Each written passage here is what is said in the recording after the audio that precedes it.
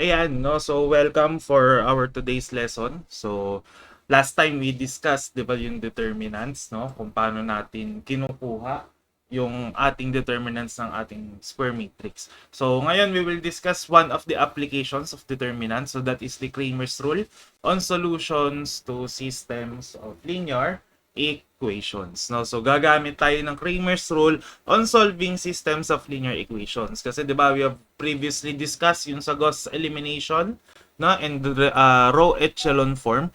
So this time we will discuss naman yung using Cramer's rule.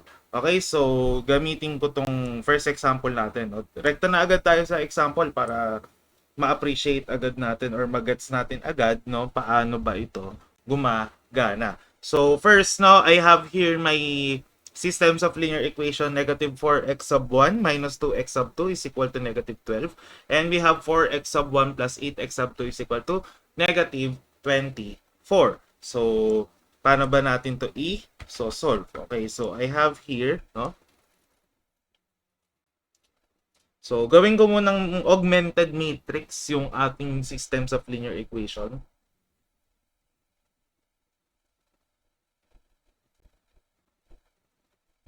Ayan. No, ito yung ating augmented matrix, no? So, lalagyan ko siya ng palatandaan, no? Remember, this is x sub 1, no? Ito yung mga numerical coefficient ng x sub 1. This is x sub 2. And this is, I will call this, let's say, d, no? So, sabi, no, paano ba natin kinukuha yung ating values ng x sub 1 and x sub 2? X sub 1 is equal to dx sub 1 over d, no? So, x sub 2 naman daw is dx sub 2 over d, no? So, paano ba natin hahanapin yung values ng dx sub 1 and d? Okay, so first, pinakamadali natin mahahanap dito is the d, no? So, d is just the determinant of all the coefficients ng mga unknowns natin, no? Yung x sub 1 and x sub 2 basically. So, negative 4, negative 2, then 4, 8, no? Tapos, kunin ko lang yung determinant nito. So, we will have negative 4 times 8 minus 4 times negative 2. So, this is simply 32 minus 8, no? So, this is equal to negative 32 plus 8 rather, no? Kasi negative times negative is positive. So, therefore, the value of D is 20, negative 24, no? So, ito yung ating value ng D, no? Ayan. So, that's the value of D. So, nakuha na natin yung D. Let's look for dx sub 1 tsaka dx sub 2. So, for dx sub 1, dito ko nalalagay. Okay. So, remember, di ba, dun sa ating augmented matrix, may x sub 1 tayo dito.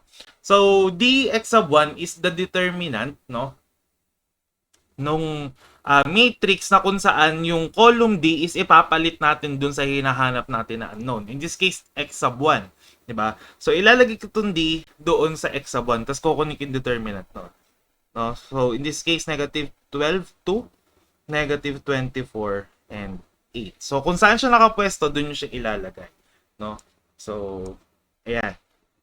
So, we have here negative 12 times 8 minus negative 24 times 2, no? So, this is essentially equal to negative 96 minus 48. So, therefore, dx sub 1 is equal to negative 144. No? Yan yung dx sub 1 natin. Ito yung d. Yan. So, last, no, ang hindi na lang natin nakukuha is dx sub 2. So, kunin natin dx sub 2. So, dx sub 2 is equal to, no? Ipapalit naman natin, no? From x sub 1 kay x sub 2 naman tayo magpapalit. So, i-retain natin si x sub 1. So, negative 4, negative 12, no? Be careful on the placements, no? Ayan. Then we have 4, negative 24. Yeah. So, we have here negative 4 times negative 24 minus 4 times negative 12. So, we have here Ano yung ano natin? We have 96 minus negative 48. No? So we have positive 144. So this is the x sub 2. Ayan. So yan yung mga ipapalit natin na values, no? So for x sub 1, we have ano nga yung dx sub 1 natin? So we have negative 144 over negative 24, no? Then dito sa baba, we have positive 144 over negative 24. So evaluate lang natin, x sub 1 is equal to what? No? So x sub 1 is equal to 6. No, that is 144 divided by 24. Then x sub 2 is plainly negative 6 kasi may negative sign tayo sa ilalim, no? So this is our final answer, no? So yon, ganun gamitin si Cramer's rule. Ayan. So that's it, no, for 2 by 2 2 by 2 two unknowns, no? Systems of linear equations with two unknowns. So, ganyan yung solution. Another example ng 2 by 2. So, we have here 4x sub 1 plus 8x sub 2 is equal to 20. Negative 4x sub 1 plus 2x sub 2 is equal to negative 30. No? So, yan yung ating dalawang systems of linear equation. So, sulat ko lang siya na augmented matrix form. 4, 8, negative 4, 2, 20, negative 30. Ayan. So, okay, no? So, let's solve, no? For D muna, no? So, D is 4, 8, negative 4, 2. So, this is essentially 4 times 2 minus negative 4 times 8, no? So, we have 8, no? Minus negative 32. So, D is equal to 40. No? Ayan. So, D is equal to 40. Okay? Next, dx sub 1 tayo. So, ipapalitan na natin yung value ng ano, no? Nung right side, no? Ito yung D natin, no? Yung yun ipapalit natin. So, we have here 20, 8, negative 32.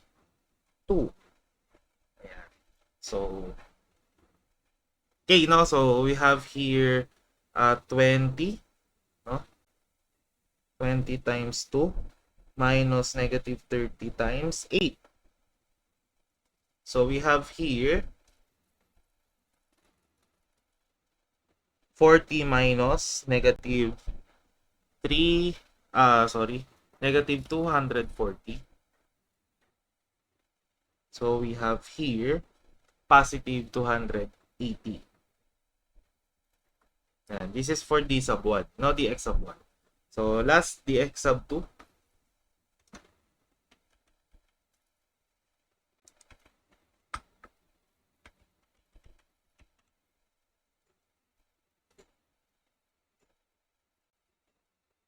So, for dx sub 2, we have 420, negative 4, negative 30. No? So, we have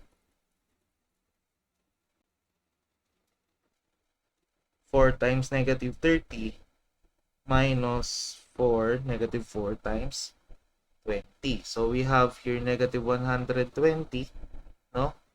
Plus 80. So, we have negative 40. Okay? So, ayan o, nakuha na natin yung tatlo. So, pwede na natin isolve, no? So, kaya bahala, no? Kung saan nyo ilalagay. Sige, ako dito ko na lang lalagay. So, x sub 1 is equal to, again, no? dx sub 1 over d. Ayan, over d. So, what's the value of the x sub 1? We have 280 over 40, no? Which is equal to 7. No? So, x sub 2 naman is dx sub 2 over d, no? Which is negative 40 over 40. So, negative 1. So, our answer is x sub 1 is equal to 7, x sub 2 is equal to negative 1. Ayan. Okay? So, ganyan kunin yung unknowns using Cramer's rule. So, that's for 2 by 2. No? Paano naman si 2 by 3? Or rather 3 by 3, no? Or yung ating 3 unknowns. So, sige, dito ko na lang lalagay. No, let's say I have here negative x sub 1 minus 5x sub 2 minus 5x sub 3 is equal to 2. Then we have 4x sub 1 minus 5x sub 2 plus 4x sub 3 is equal to 19. Then we have x sub 1 plus 5x sub 2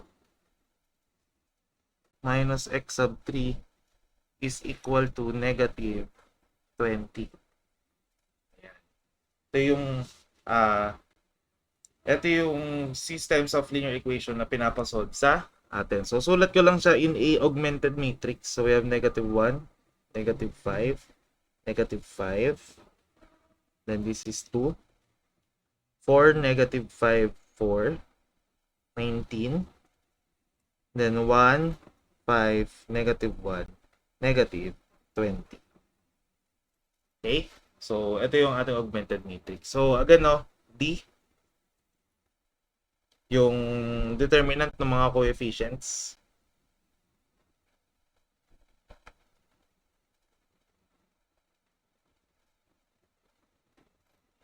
Ayan. So, we have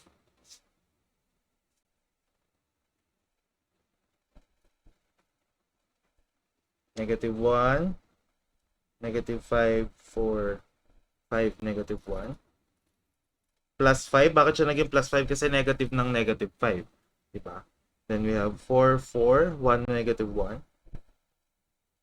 Then, minus 5. Kasi plus, minus, plus. Diba?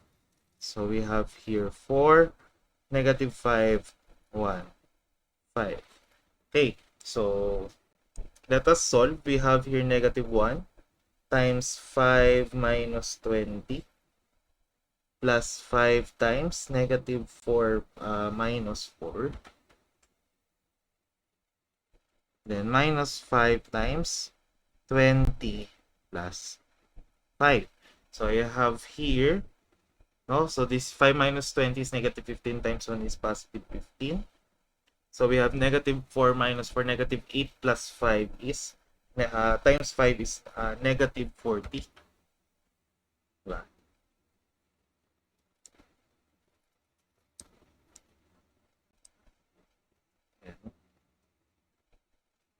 So 5 times 8 is, yes, negative 40.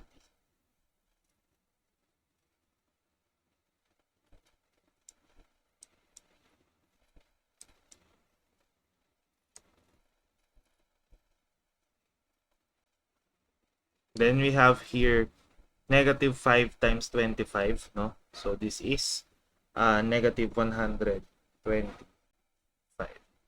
Okay, so we have here 15 minus 125 or 15 minus 40 minus 125 equal to negative 150. No? So, ayan. Negative 150. Ito yung value ng D. No? D pa lang to. So, hanapin natin ngayon yung value ng D x sub 1. No? Ilang x sub kaya yung gagawin natin yung D x sub ilan? No, of course, tatlo. Kasi tatlo yung unknowns natin. D x sub 1 is equal to 2, negative 5, negative 5, 19, negative 5, 4. Then we have negative 20, positive 5, negative 1. Okay? So we have here 2 times negative 5, 4, 5, negative 1, plus 5. We have here 19, 4, negative 20, negative 1. Then, minus 5 ng 19, negative 5, negative 25. Okay? So, ayan. So, we have here 2 times. Negative 5 times negative 1 is positive 5, minus 20. Then we have plus 5 times. 19 times negative 1 is negative 19. Plus 80. No, kasi negative 20 times 4 then minus. So, we have here negative 5 times. 19 times 5. So, that is 95, no?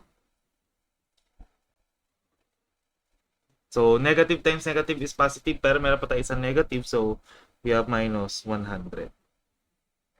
So, we have 2 times negative 15 plus 5 times 61. Then, we have negative 5 times negative 5. So, you have negative 30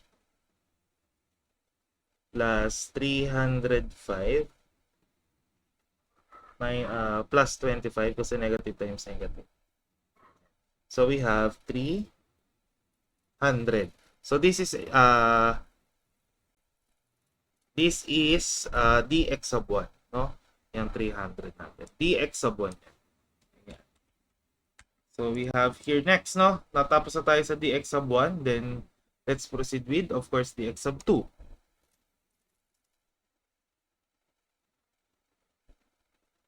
So, ano yung determinant natin na pinapakuha for dx sub 2? We have negative 1, 2, negative 5, 4, 19, 4, 1, negative 20, negative. Okay? So, we have here negative 1, 19, 4, negative 20, negative 1. Then minus 2 times 4, 4, 1, negative 1. Then we have minus 5 times what? 4, 19, 1, negative 20. Right? So we have negative 1 times negative 19 plus 80 minus 2 times negative 4 minus 4. Then we have negative 5 times negative 80 plus 19, or rather minus 19.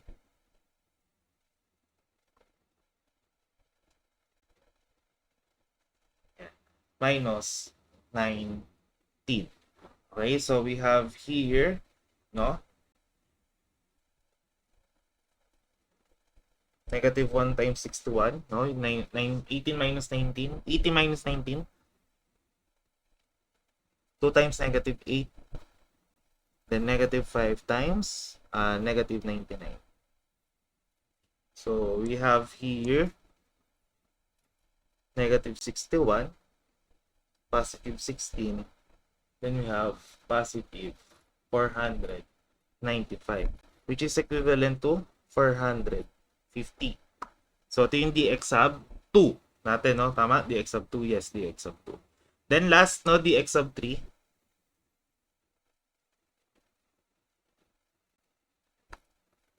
So, we have negative 1, negative 5, 2, 4, negative 5, 19, 1, 5, negative 20. So, negative 1. Using, by the way, the method that I am using is cofactor method, no? Ayan. I forgot to tell earlier.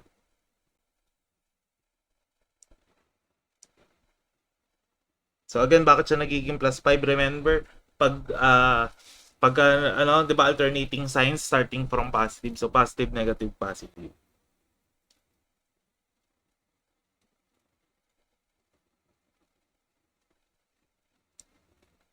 Then we have positive 2.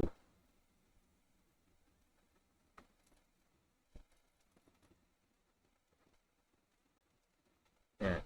So we have here negative 1 times 100 minus 95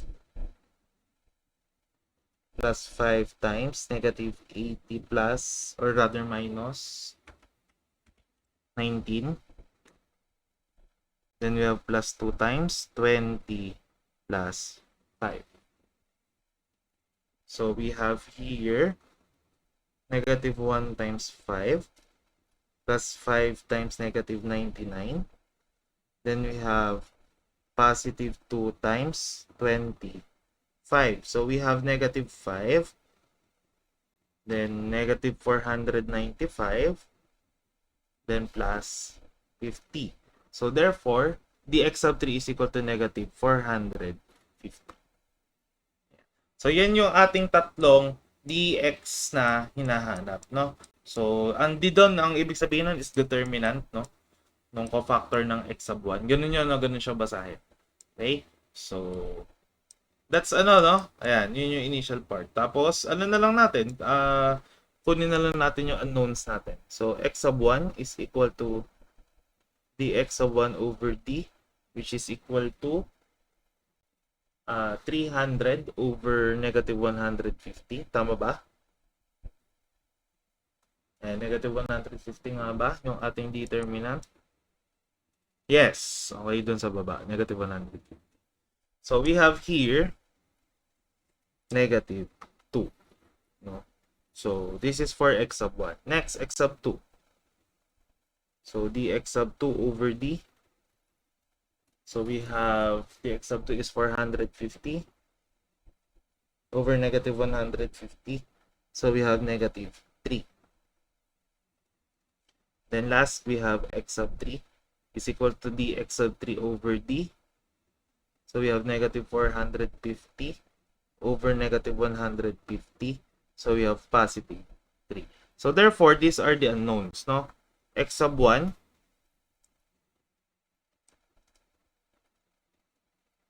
is equal to negative 2. X sub 2 is equal to negative 3. X sub 3 is equal to positive 3. So, yan yung ating tatlong unknowns. Okay? So, ano ko lang? Yan. Okay, so that's that's for 3 by 3 matrix. Medyo mahaba lang siya ng kaunti gawin. Okay, so last number tayo, no? So last example. Dito ko na lang sa dito na lang sa gilid natin susulat. So for number 4, no, we have x minus 6y plus 4z is equal to negative 12. Then we have x plus y minus 4z is equal to 12. Then last, we have 2x plus 2y plus 5z is equal to negative 15. Okay? So, sulat lang natin in matrix form, no? Yung augmented matrix form natin. 1, negative 6, 4. So, this is negative 12. Then we have 1, 1, negative 4, positive 12. 2, 2, 5, negative 15. Okay? So, game, no? So, let's solve. We have d is equal to 1, negative 6, 4. 1, 1, negative 4. 2, 2, 5. By the way, now this is x, this is y, this is c, this is d. No? Eh, this is the answer, no? Kumbaga yun yung solution doon sa equation natin. Okay? Taas ko lang kaunti. So, we have here 1, 1, negative 4, 2, 5. Oops, wait lang. Ayan. So, we have positive 6, diba? Kasi alternating signs nga. So, kailangan natin consider yung sign ng value mismo, no? So, pag negative siya at nataon na kailangan mo mag-change ng sign, magiging positive siya. Diba? So, we have 1, negative 4, 2, 5. Then we have plus 4 times 1, 1, 2, 2. So I have here 1, 5 plus 8, no? Kasi 5 minus negative 8 dapat yan. Then 6,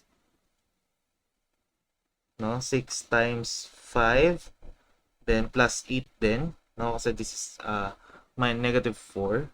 Then plus 4 times 2 minus 2, which is essentially 0. No? So, ito na lang ang kailangan i-consider. We have 1 times 13 plus 6 times 40. No?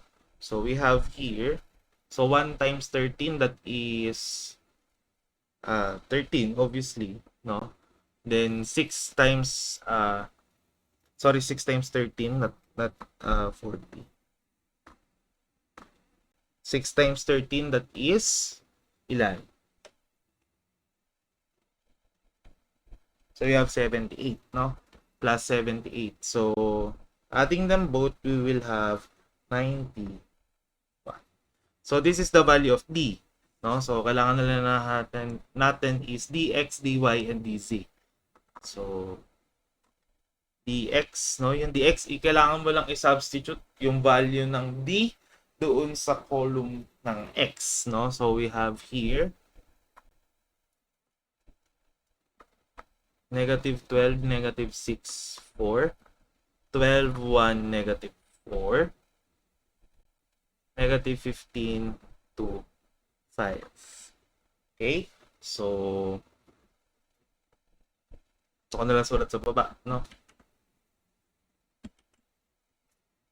We have negative 12 times 1, negative 4, 2, 5, then plus 6, 12, negative 4, negative 15, 5, then plus 4, 12, 1, negative 15, 2. So, we will have 12 times 5 plus 8, kasi diba, negative times negative is positive. Then 6 times 60 minus 60, no? Tama? 60 minus 60. So, this is essentially equal to 0. Then plus 4 times 24 plus 15. So, we have negative 12 times 13 plus 4 times 39. So, this is equivalent to ilan? No? So, we have negative 156 plus 156. So, we have 0. No? So, dx is equal to 0. Okay? So, next, dy. No? So, dy. So, ano yung determinant na hanapin natin for dy? We have 1, negative 12, 4. 1, negative 12, positive 12, 4. Negative 4. Then, 2, negative 15, 5. Ayan. So, ito yung dy natin, no? So, we have 1, 12, negative 4, negative 15, 5, plus 12, no? Change signs. 2, 5. Then we have plus 4 times 1, 12, 2, negative 15. So we have here 1 times, so this is 60. 60 minus 60.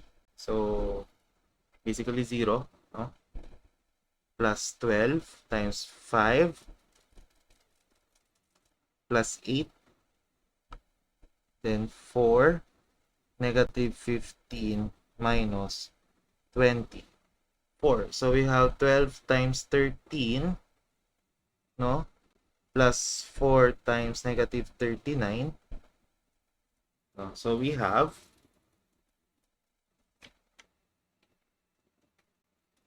This is 156.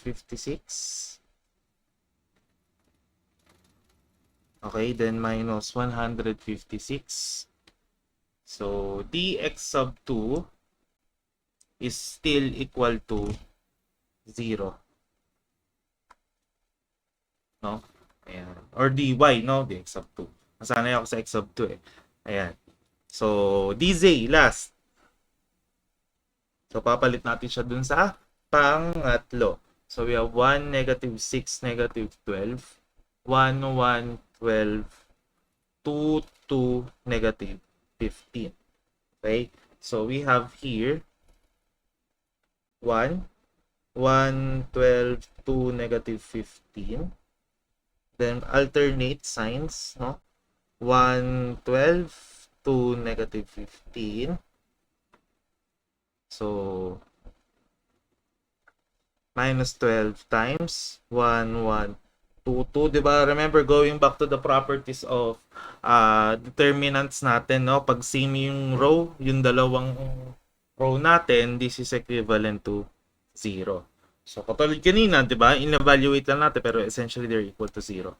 Just to prove the property. So, we have 1, negative 15, minus 24. 6 times negative 15 minus 24. So we have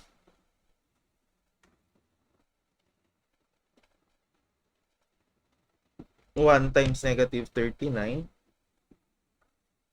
plus 6 times negative 39. So we have negative 273. Oops. Ayan. So, this is dz. No? So, by plugging it back, makukuha na natin yung value ng x, y, and z natin. No? So, x is equal to dx over d. However, di ba yung dx and dy natin is both 0. So, it doesn't matter kung ano yung nasa denominator. So, we have 91. Tama ba? Yeah, 91. So, 0. Y. Same goes with y, no? dy over d. 0 over 91. So, 0. Z is equal to, ito yung may value, di ba? Negative 273.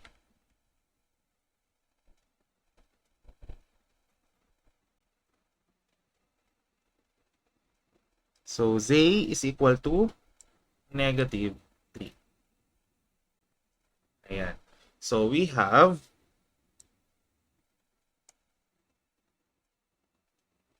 ang values daw natin ng, I mean yung sagot, x is equal to 0, y is equal to 0, no? Ayan.